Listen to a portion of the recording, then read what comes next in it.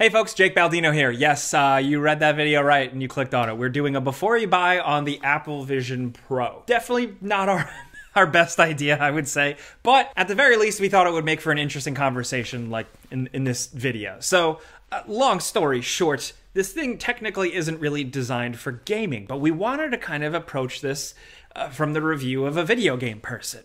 Not a tech reviewer or anything like that, as much as we love those guys. We just play video games, so we've been messing with this to see what you can actually do. What is this thing capable of? And I do want to set the biases up front. This does have an uphill battle from the start, specifically because I'm a VR user. I love VR gaming. I've been around since the original Oculus Rift. Got that day one. I've been checking out the tech consistently since, and yes, straight up, the Meta Quest 3 is a much better buy for a gamer. Capability-wise, what it can do, you get so much more bang for your buck. I just wanted to get that straight away. That is obvious, and yeah. And with that, with the Apple Vision Pro costing upwards of $3,500, I cannot in good conscience recommend that anybody buy this. There are some very cool, interesting things to talk about this. Some things that Apple does right with this thing. But for $3,500, this thing should do my taxes and feed me dinner. We'll talk about some of those interesting things in a bit and where this thing can be the future, definitely. But in terms of gaming, not quite yet. So there's a couple of ways you can engage and play video games on the Vision Pro. The first, the most obvious one, you access an app store and you get Apple's App Store ecosystem, the very closed-off ecosystem that you are able to download games specifically tailored for the Vision Pro. Most, as of right now, are more AR-like experiences. Because Vision Pro is focused on pass-through cameras, most of these games involve seeing your physical world and engaging in a small game in front of it. Lego Builder's Journey was a good example. It's fun, it's simple. There are more complex Lego VR games out there, but this is a pretty simple, fun one, easy to kind of play around with. It's like a puzzle game to get Lego bricks to navigate a little guy from one corner to the other. There's like a free mode, and the way it projects in your environment is pretty interesting. The lighting on the Lego bricks and it just existing in your environment is very impressive. That's just one example, but the App Store is filled with experiences like this, as well as regular App Store games that are slightly updated to kind of take advantage of the Vision Pro. Along with that, this thing will run apps like iPad and some iPhone apps, and you can just have them in your world on a big screen right in front of you. Some of them, depending on how complicated the controls are actually pretty easy to navigate within Apple's input system in Vision Pro, but this is where there is some fun to be had. Like if you've already listened to some other Apple Vision Pro videos, you know, like from a productivity standpoint, you can have like your email, your apps, your calendars, like all across the room. You can have Discord over there, this over here. So what I was kind of into doing was having an iPad game app, like say an actual real console game ported to iOS, like Knights of the Old Republic. And as I'm going through my RPG battles in Knights of the Old Republic, I also have a YouTube video on the side, and I'm hanging out. This is where the device is very cool. And I'm able to do that, thankfully, because this thing does accept Bluetooth pairing. So you can pair up a Bluetooth controller with it, Xbox or PS5 or whatever, because at the end of the day, the Apple Vision Pro is kind of like a computer. It has storage, it has Bluetooth settings, it has some basic capabilities, but it's still very closed off. But again, the fact that I can pair a controller to it and get gaming somewhat was pretty interesting. There's a couple of games out there that are like full-on VR experiences, but it's still very early. One game you can buy on the App Store that is not a port, it is an actual Vision Pro kind of total VR game, is Proton Pulse. And I bring this one up because this actually has roots in early VR games, back when like the Oculus was like DK1, DK2, the demoing stuff. So it's cool to experience that here, and as an actual functional VR device, even though this is a very simple and basic game, you see that it does have the capabilities. The input is only based though around movement and the pinch. Because the Vision Pro doesn't have actual like controller VR type of things, it's going to be a little trickier for the developers to port some games over. The hand tracking is very good, and the pinch to click input does work really, really well. But for right now, we do get games like Proton Pulse, or it's pretty basic. It's kind of like a big Pong type game where you're playing with the movement of your head.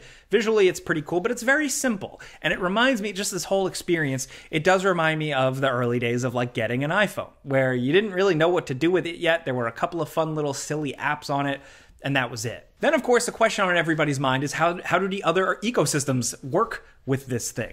Well, that's a limitation with the Vision Plus. I said it. Apple Vision...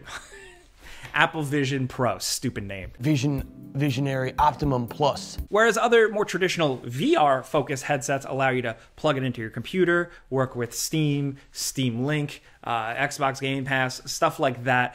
Here, it's a little more compromised. You can do stuff, and if you are in PlayStation's ecosystem or Xbox's ecosystem, you can take advantage of stuff, but it's not perfect. So with PlayStation, despite there being a remote play app for iOS, here you can't use it. What you have to do is, if you have a MacBook, remote stream that MacBook or Mac computer to have a display, and then from there you would use the Mac OS actual remote play app that Sony offers, and then yeah, you technically get a similar experience. So remote play, but again, you have to have another Mac device. Despite this being a $3,500 computer, you still need another at least $1,500 MacBook or computer in Apple's ecosystem to be able to take advantage of something like that. And then when you're playing it, it's remote play. It's not perfect. You guys know my thoughts. I'd prefer to not play games that way. Especially with more intense action-focused games, it's a little trickier. It passed the Tony Hawk test somewhat. I was able to get some combos, but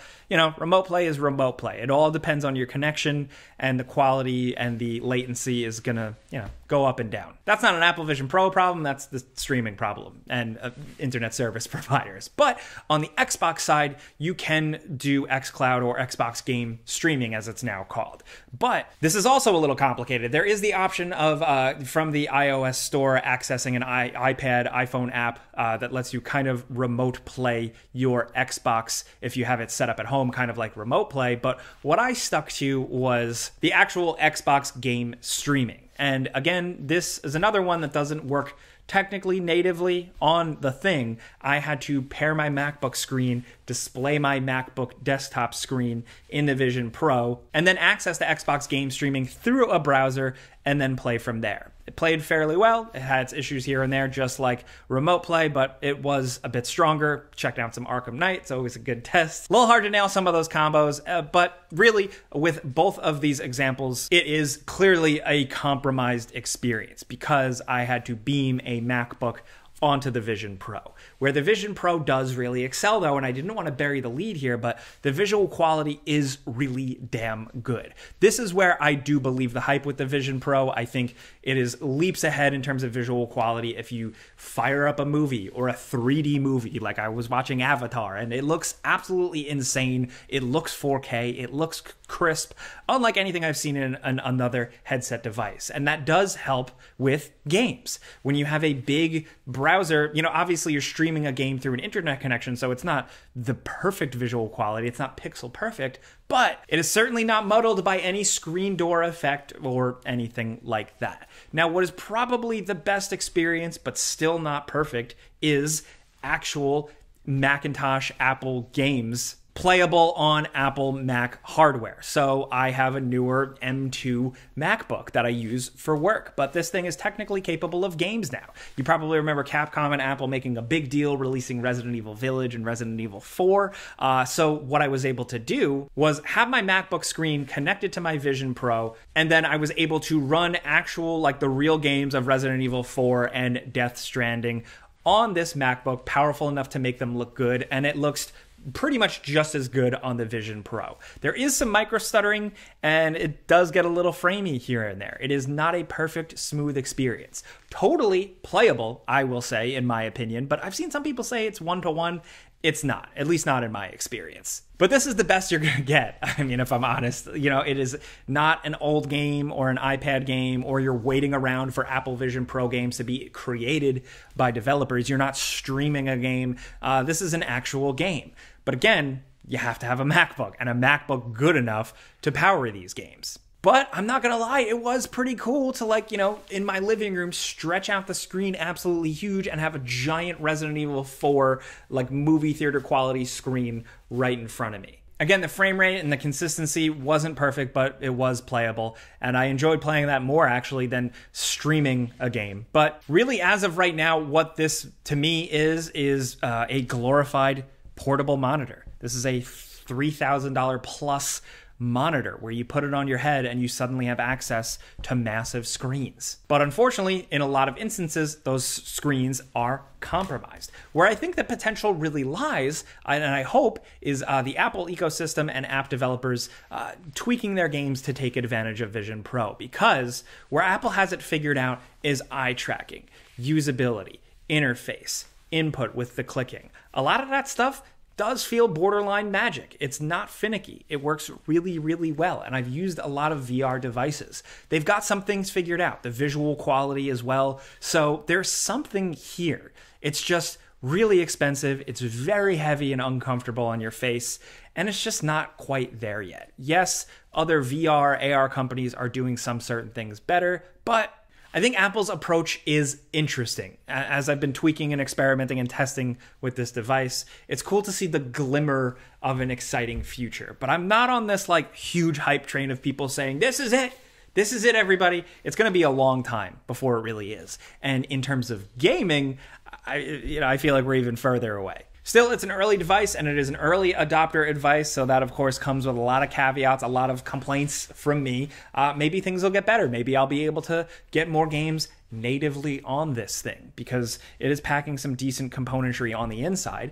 Maybe Xbox and PlayStation will play better friends with Apple in terms of getting a native game streaming app tailored specifically for Vision Pro. I would love to see that. And then, of course, there's also the community out there. There's already some interesting things starting to bubble up in terms of hacking this thing, messing with this thing, but gonna be totally honest, I like tweaking things as much as the next person. I've messed with my Steam Deck. I hacked an iPod back in the day, but I also bricked an iPod back in the day. And I am not about to experiment and brick something that costs $3,500. Kudos to the people that do. Maybe there's going to be more fun to be had, more potential to be unlocked. And I know when this released, some outlets, some video game news websites did cover this already and try and, dive into how gaming and playing certain things would work on this. But I just wanted to take some time and really try and live with it and see how it would go. And again, what it comes down to for me at the end of the day is a big, portable, compromised, but nice monitor. It's just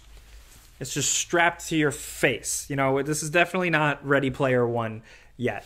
Sorry to be the bearer of bad news. But that's where we're really at. I am excited for the future and where some of these aspects are going. And I think in other situations, this device does have some uses, but for gaming, not quite yet. Long story short. But this is a conversation, so I want to know from you guys. If anyone out there was crazy enough to try one of these things, whether you went to an Apple store or you plunked down hard cash, did you keep it? Did you return it? Because a lot of people are apparently doing that. Are you excited? Have you been using it constantly? I can see a world where some people who have the expendable income, the money, will have this thing strapped on their head constantly and have like gacha games going, or like random streams going in Twitch. Like if you live on Discord or on Twitch streams all day and you play clickers or something like that and you want it on your face, there is potential for that. But for the pickier gamer, the frame counter, and also the wallet conscious person, I don't know, man. But again, maybe you're one of those people, maybe you're not. Let's talk about this stuff down in the comments. I definitely want to know what you're thinking.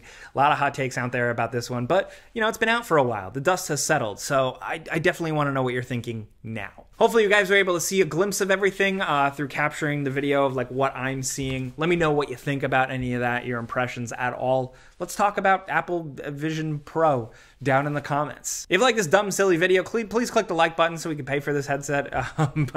No, thank you for watching. Seriously, all kidding aside. I'm Jake Baldino. Thank you for watching this Before You Buy. See you guys in the next one. Pizza's on me.